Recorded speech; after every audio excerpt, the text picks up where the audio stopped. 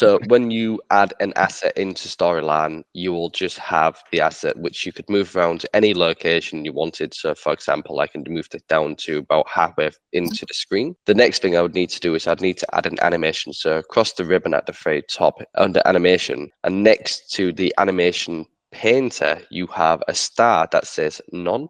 This is your intro animation. So for example, if I select any of these and I select fly in, then this would fly in when the timeline displays this asset. So I will change the effect options to be from flying in from the bottom to flying in from the top. So this would mean that it would come from the top going down. I could also add an outro animation, which is the star to the right of that.